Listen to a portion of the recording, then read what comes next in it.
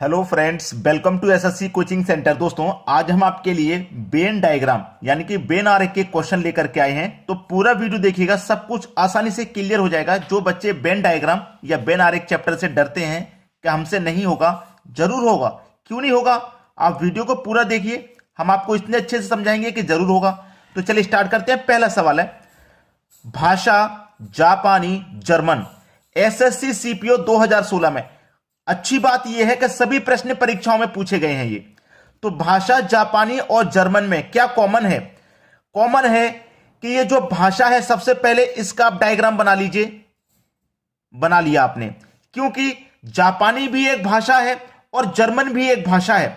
तो आप सबसे पहले भाषा का डायग्राम बनाएंगे तो भाषा के अंदर ही जापानी आ जाएगा, क्योंकि यह भी जापानी एक भाषा है और जर्मन भी एक अलग भाषा है। सबसे पहले आपने क्या किया, भाषा का आरेख बना लिया।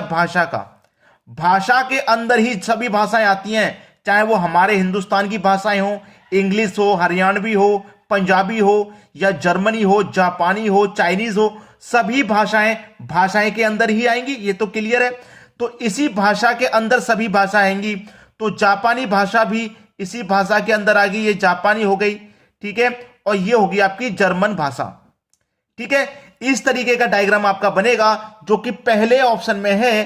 पहले ऑप्शन को सही दर्शा रहा है। ये आपका बिल्कुल सही जवाब हो गया। चलिए अब देखते हैं अगला सवाल। अगला सवाल है आपका, बहुत अच्छा है, एसएससी सीपीओ 2016 में पूछा गया। धर्म, मस्जिद और मंदिर। धर्म, मस्जिद, मंदिर में क्या कॉमन है? देखिएगा, मंदिर और मस्जिद दोनों ही धर्म की चीजें हैं। दोनों ही धर्म की चीजें हैं। तो सबसे पहले धर्म का डायग्राम बनेगा। ये हो गया धर्म का, ठीक है। धर्म के अंदर ही मस्जिद आ जाएगा और धर्म के अंदर भी मंदिर आ जाएगा, क्योंकि दोनों ही चीजें धर्म की हैं। मंदिर भी और मस्जिद भी, ठीक है। मंदिर और मस्जिद दोनों ही धर्म की चीजें हैं, ठीक है। तो ये धर्म के अंदर आ जाएंगी। बिल्कुल सेम डायग्राम बनेगा, बिल्कुल सेम डायग्राम, जो कि हमारे सी ऑप्शन में है। जो बच्चे डरते हैं ना वेन आरेख से, सभी टाइप के क्वेश्चन कराऊंगा। बहुत सारे बच्चे कह रहे होंगे अभी तो ये आसान आसान करा रहे हो सर। पूरा वीडियो देखिए, पहला वीडियो है अभी तो ये, दूसरा वीडियो भी लेकर के आऊंगा, तीसरा भी लेकर के आऊंगा। पूरा चैप्टर क्लियर करा दूंगा आपका, जिससे कि वेन डायग्राम का डर आपका खत्म हो जाए। चलिए अब देखते हैं अगला सवाल। अगला सवाल है, मच्छर, चींटी, कीट, एसएससी 10+2 2015 में आया हुआ सवाल। अब देखिए, मच्छर और चींटी और कीट में क्या कॉमन है? कॉमन है कि मच्छर भी एक कीट है और चींटी भी एक कीट है। तो सबसे पहले जो आरेख बनेगा वो कीट का बनेगा, ठीक है, कीट का। क्योंकि कीट ही चींटी है और कीट ही मच्छर है। तो मच्छर भी कीट के अंदर आएगा और चींटी भी कीट के अंदर। तो इस तरीके का आरेख आपके सी ऑप्शन में दिखाई दे रहा है। यानी कि ये क्या हो गया आपका मच्छर, ठीक है, और ये क्या हो गया आपका चींटी। इस तरीके का आरेख सी ऑप्शन में है, क्योंकि मच्छर और चींटी दोनों ही कीट हैं, कीट के अंदर ही आएंगी, लेकिन अलग अलग आएंगी, क्योंकि दोनों ही अलग अलग जीव हैं, ठीक है। चलिए अब देखते हैं अगला सवाल। अगला प्रश्न है, लड़का, खिलाड़ी, छात्र। बहुत सारे बच्चे ऐसा प्रश्न देख करके ये जो बी ऑप्शन दे रखा है ना, इसको सही कर देते हैं कि ये लड़का हो गया, ये खिलाड़ी हो गया, ये छात्र हो गया। ऐसा नहीं करना है। प्रश्न को समझिए, ये वेन डायग्राम है आपका, इसको समझना जरूरी है।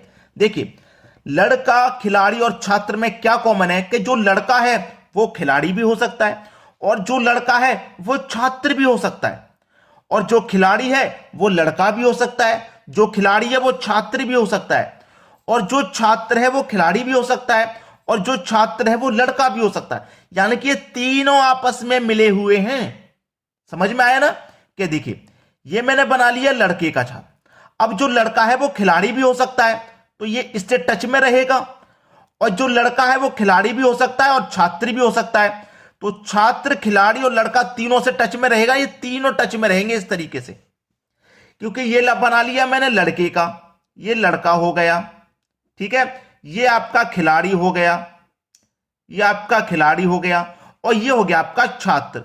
अब तीनों आपस में मिले हुए क्यों है? क्योंकि जो लड़का है वो खिलाड़ी भी हो सकता है और छात्र भी, और जो खिलाड़ी है वो लड़का भी खिलाड़ी हो सकता है और छात्र भी हो सकता है, और जो छात्र है वो लड़का भी हो सकता है और खिलाड़ी भी हो सकता है। इसलिए तीनों आपस में मिले हुए हैं, जो कि डी ऑप्शन दर्शा रहा है। डी ऑप्शन दर्शा रहा है कि नहीं? डी ऑप्शन आपके सवाल का बिल्कुल सही जवाब हो जाएगा, डरने की जरूरत नहीं है। चलिए अब देखते हैं अगला सवाल। अगला सवाल है शाक भक्षी बाघ और पशु। बहुत अच्छा सवाल है ये। शाक भक्षी, देखिए जितने भी पशु हैं, बाघ क्या है? एक जानवर है। जो पशु होते हैं, गाय भैंस घोड़ा सब पशु होते हैं, सभी जानवर होते हैं। बाघ भी जानवर होता है और चीता रहा हिरन रहा सभी जानवर हैं। ये बात आपकी क्लियर है, ठीक है। लेकिन होते तो सभी शाक पक्षी है। तो सबसे पहले जो आरेख बनेगा वो शाक भक्षी का बनेगा। शाक भक्षी, ठीक है, शाक भक्षी का बनेगा। अब शाक भक्षी के अंदर क्या आ जाएगा? आपका बाघ। अब बाघ आ गया शाक भक्षी के अंदर, ये मैंने बाघ ले लिया। अब बाघ ले लिया मैंने, ठीक है, बाघ। और ये दूसरा पशु मैं अलग ले लूंगा। पशु को मैं क्यों अलग ले रहा हूं, क्लियर कर देता हूं। ये जो बाघ है हमारा, ये मांसाहारी जानवर होता है, ये मांस खाता है, दूसरे जानवरों को मार के खाता है। लेकिन जो पशु होते हैं, जैसे हमारा गाय है भैंस जिनको हम पालते हैं, घोड़ा हिरन, ठीक है, ये मांस नहीं खाते, दूसरे जानवर को मार के नहीं खाते हैं। तो शाक भक्षी, लेकिन दोनों अलग अलग हैं, ठीक है। तो इस तरीके का आरेख देखिए किस ऑप्शन में? बी ऑप्शन में। बी आपके सवाल का सही जवाब है। चलिए अब देखते हैं अगला सवाल। अगला सवाल विज्ञान भौतिक और रसायन। अब इसमें क्या करेंगे, बहुत सारे बच्चे कॉमन कर देते हैं। कॉमन कैसे? कि विज्ञान भौतिक विज्ञान रसायन विज्ञान, तीनों विज्ञान है, तीनों आपस में जुड़े हुए होंगे इस तरीके से। ये गलत कर दे रहे हैं आप, ये गलत कर दे रहे हैं। क्यों? मुझे मालूम है कि भौतिक भी एक विज्ञान है, रसायन भी एक विज्ञान है और ये पूरा एक विज्ञान है। तो देखिए भौतिक और रसायन है तो अलग अलग विज्ञान। सबसे पहले तो विज्ञान का आरेख बना लूंगा मैं, विज्ञान का। ये किसका है? विज्ञान का मैंने आरेख बना लिया, ठीक है। जितनी भी चीजें हैं विज्ञान से हमें मिलती हैं, मैंने विज्ञान बना लिया। अब इस विज्ञान में बहुत सारे विज्ञान आते हैं, जैसे कि ये भौतिक विज्ञान आ गया, ये एक अलग विज्ञान हो गया। रसायन विज्ञान आ गया, ये एक अलग विज्ञान हो गया। या जैविक विज्ञान आ गया, वो एक अलग विज्ञान हो गया। आएंगे तो सब विज्ञान में ही, तो वो विज्ञान में आते चले जाएंगे। तो ये अलग अलग आएंगे ना विज्ञान में। ये भौतिक विज्ञान अलग है और ये रसायन विज्ञान अलग है। ये भौतिक अलग है आपका, ये हो गया भौतिक विज्ञान, और ये हो गया आपका रसायन विज्ञान। बात क्लियर हो गई ना? इस तरीके का आरेख देखिए किस ऑप्शन में है? पहले ही ऑप्शन में आरेख दिया गया इस तरीके का। ये आपके सवाल का बिल्कुल सही आंसर। चलिए अब देखते हैं अगला सवाल। अगला सवाल है पुलिस चोर अपराधी, एसएससी 2014 में पूछा गया सवाल। अब यहां पे ये थोड़ा अच्छा सवाल है, ठीक है। यहां पे ये थोड़ा अच्छा सवाल इसलिए कह रहा हूं मैं, बहुत सारे बच्चे ऐसे कर देते हैं कि पुलिस का अलग बनेगा, चोर एक अलग होता है, अपराधी एक अलग होता है। इस तरीके से बना देंगे, ठीक है। चलिए मैं आपको बता देता हूं कैसा सवाल होगा। कि सबसे पहले तो बनाइए आप अपराधी का। देखिए किसी ने चोरी की हो, डाका डाला हो, किसी को मारा हो, वो सभी अपराधी होते हैं। जो चोरी करते हैं वो भी अपराधी होते हैं। तो सबसे पहले तो आप अपराधी का डायग्राम बना लो। अपराधी, किसी ने कोई भी गुनाह किया है, समझो वो अपराधी है। चाहे चोरी किया हो, किसी को लूटा हो, डाका डाला हो, किसी को मारा हो, ठीक है, सभी अपराधी हैं। तो वो अपराधी के अंदर आ जाएंगे। तो ये जो चोर है ये अपराध कर रहा है कि नहीं कर रहा चोरी का? तो ये चोर अपराधी के अंदर आ जाएगा। जितने भी अपराधी होंगे वो अपराधी के अंदर आएंगे। चोर बदमाश डाकू लुटेरे सब अपराधी होते हैं, इसलिए अपराधी के अंदर आ जाएंगे। तो ये जो चोर है ये भी अपराधी के अंदर आ गया, ठीक है। लेकिन पुलिस अपराधी या चोर नहीं होती है। पुलिस तो अपराधियों को खत्म करती है, चोरों को पकड़ती है। ये अलग हो जाएगा, पुलिस वाला अलग बनेगा। अब इस तरीके से बनाया जाएगा। अब देखो किस ऑप्शन में मैच कर रहा है। मुझे तो भैया पहला ऑप्शन दिखाई दे रहा है इस तरीके का, तो पहला ऑप्शन बिल्कुल सही जवाब है। समझ में आ गया ना? अब देखते हैं अगला सवाल। अगला सवाल है खिलाड़ी क्रिकेटर बल्लेबाज। बहुत अच्छा सवाल है भाई। खिलाड़ी क्रिकेटर बल्लेबाज, बहुत अच्छा सवाल है। अब देखिए ये जो खिलाड़ी है जरूरी नहीं है कि क्रिकेट का ही हो, लेकिन यहां बल्लेबाज कह रहा है, तो बल्लेबाज तो क्रिकेट में होते हैं, होते कि नहीं होते भाई? जो बल्लेबाज होते हैं वो तो क्रिकेट में होते हैं। लेकिन खिलाड़ी देखो क्रिकेट का भी हो सकता है, हॉकी का भी हो सकता है, फुटबॉल का भी हो सकता है, कबड्डी का भी हो सकता है। तो चाहे वो क्रिकेट का खिलाड़ी हो, हॉकी का हो, आएंगे सभी खिलाड़ी के अंदर, ठीक है। तो सबसे पहले तो मैं खिलाड़ी का आरेख बना लेता हूं। यह बन जाएगा खिलाड़ी का। चाहे किसी चीज का खिलाड़ी हो, खिलाड़ी के अंदर ही आएगा। खिलाड़ी के अंदर क्रिकेट का होगा तो यहां, कबड्डी का होगा तो अलग कर देंगे लेकिन आएगा खिलाड़ी के अंदर, कुश्ती का होगा तो यहां कर देंगे अलग लेकिन आएगा खिलाड़ी के अंदर ही। ठीक है, चलिए ये खिलाड़ी का मैंने डायग्राम बना लिया। खिलाड़ी का जब मैंने डायग्राम बना लिया, खिलाड़ी का बनने के बाद उसने बोला है क्रिकेटर और बल्लेबाज, क्रिकेटर बोला है और बल्लेबाज बोला है। तो चलिए देखिए यहां पे क्लियर कर देते हैं कि खिलाड़ी के अंदर कौन होगा, एक क्रिकेटर होगा। खिलाड़ी के अंदर कौन होगा, एक क्रिकेटर होगा। अब क्रिकेटर में क्या होता है, बॉलिंग भी की जाती है और बैटिंग भी की जाती है, तो बल्लेबाज भी होते हैं और बॉलर भी होते हैं। तो खिलाड़ी के अंदर आएगा सबसे पहले क्रिकेटर।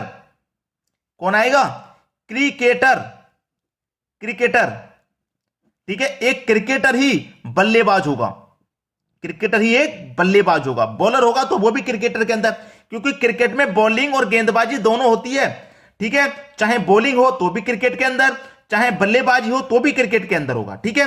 तो ये क्या हो गया आपका बल्लेबाज।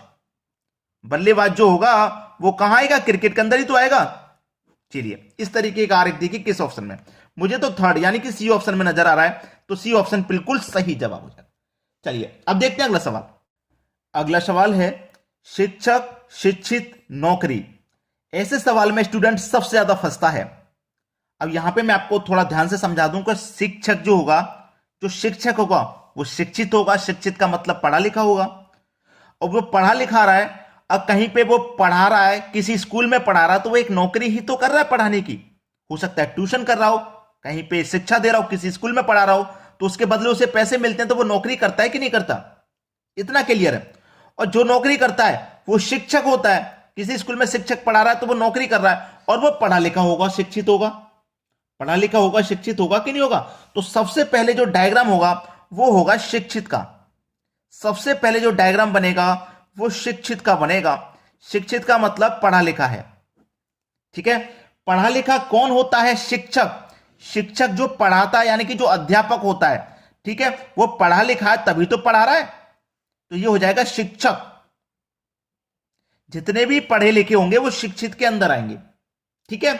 और जो नौकरी कर रहा है, जो नौकरी कर रहा है वो शिक्षक भी होगा, पढ़ा लिखा भी होगा। और भाई पढ़ा लिखा भी हो सकता है जो नौकरी कर रहा है, वो टीचर भी हो सकता है। जो नौकरी करेगा वो पढ़ा लिखा भी हो सकता है और वो टीचर भी हो सकता है, शिक्षक भी हो सकता है। तो ये जो नौकरी कर रहा है वो शिक्षक भी हो सकता है, पढ़ा लिखा दोनों हो सकता है, इसलिए दोनों के टच में आएगा नौकरी करने वाला। ये जो नौकरी करने वाला है ये क्या है, ये क्या है, शिक्षित है, पढ़ा लिखा है, तो पढ़े लिखे से टच हो गया। और ये हो सकता है किसी स्कूल में पढ़ा रहा हो, किसी स्कूल में पढ़ाने की नौकरी कर रहा हो, तो ये नौकरी कर रहा है, एक शिक्षक का काम कर रहा है, तो शिक्षक से टच में भी आएगा। इस तरीके का आरेख देखिए किस ऑप्शन में है, मुझे तो डी ऑप्शन में दिखाई दे रहा है। डी ऑप्शन हो जाएगा सवाल का सही जवाब। अब देखेंगे अगला सवाल। अगला सवाल है चाय, कॉफी, पेय। पेय का मतलब होता है कि जितने भी पीने वाली चीजें होती हैं उनको पेय कहा जाता है, चाहे वो पानी हो, पेप्सी हो, कॉफी हो, चाहे वो जितनी भी पीने वाली चीज है, जूस क्यों ना हो, सभी को पेय कहा जाता है। तो आप सबसे पहले पेय बना लेंगे। आरे किसका बना लेंगे, पेय का बना लेंगे। जो भी चीजें पीने वाली होंगी पेय के अंदर आएंगी। अब चाय भी एक पीने वाली चीज है तो ये चाय का आरेख आ गया। कॉफी भी एक पीने वाली चीज है, कॉफी का आरेख आ गया। ये हो गया आपका चाय, ये हो गया आपका कॉफी। इस तरीके का आरेख किस ऑप्शन में है, मुझे तो बी में दिखाई दे रहा है। बी ऑप्शन बिल्कुल सही जवाब हो जाएगा। अब आपको वीडियो अच्छा लगा है तो शेयर और लाइक तो बनता है भाई कि नहीं बनता। चैनल को सब्सक्राइब करके बेल आइकन का बटन दबा दो। रेगुलर वीडियोस हम लेकर के आते हैं, आपके एग्जाम की तैयारी बहुत अच्छे से होगी। ठीक है दोस्तों, वीडियो देखने के लिए आपका बहुत बहुत धन्यवाद।